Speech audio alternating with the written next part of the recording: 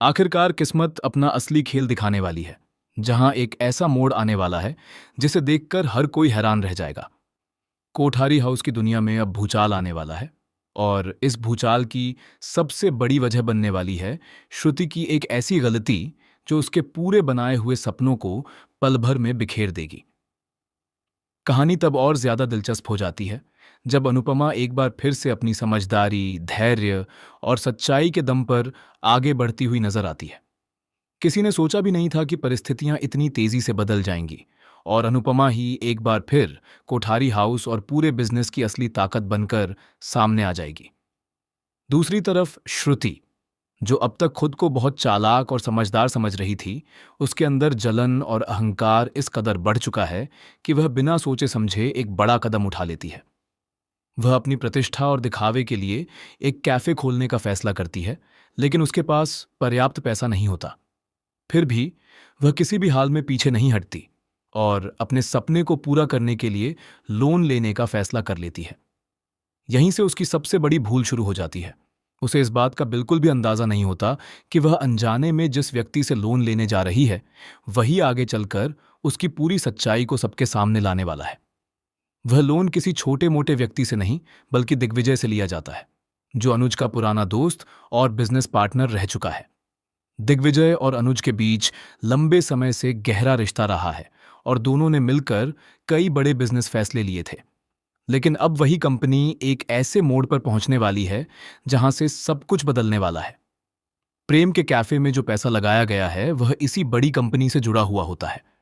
जैसे ही दिग्विजय को इस पूरे खेल के बारे में पता चलता है कि उसकी ही कंपनी का पैसा गलत तरीके से इस्तेमाल हुआ है, वह पूरी तरह से हिल जाता है। लेकिन वह गुस्से में कोई गलत फैसला नहीं लेता, बल्कि एक ऐसा कदम उठाता है जो सबको चौंका देता है। वह अपनी पूरी कंपनी की जिम्मेदारी अनुपमा के हाथों में सौंपने का निर्णय लेता है।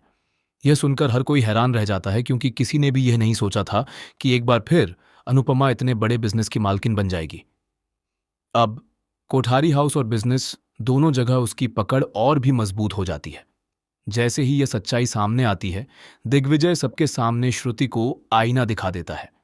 वह कहता है कि तुम्हें अपने आप को इतना बड़ा दिखाने की जरूरत ही क्या थी, जब तुम खुद जानती थीं कि तुम इस स्तर के फैसले लेने में सक्षम नहीं हो। तुमने जो कुछ भी किया है, वह केवल दिखावे और ईर्ष्या के कारण किया है। दिग्विजय आगे कहता है कि आज भी तुम अनजाने में उसी इंसान के सामने खड़ी हो जिससे तुम सबसे ज्यादा दूर भागना चाहती थी, यानी अनुपमा के सामने। क्योंकि असली मालिक वही है, और वही हमेशा से सच्चाई की राह पर खड़ी रही है। यह सुनते ही श्रुति पूरी तरह टूट जाती है। उसके सपनों का महल एक पल में ढह जाता है। कोठारी परिवार भी उससे दूरी बनाने लगता है, क्योंकि उन्हें एहसास होता है कि श्रुति ने अपने स्वार्थ और ईर्ष्या में आकर पूरे घर को खतरे में डाल दिया था। उसने घर को गिरवी रखकर इतना बड़ा लोन सिर्फ इसलिए लिया था ताकि वह प्रेम को प्रभावित कर सके, राही को इम्प्रेस कर सके और किसी भी तरह अनुपमा को पीछे धकेल सके। लेकिन किस्मत को कुछ और ही मंजूर था।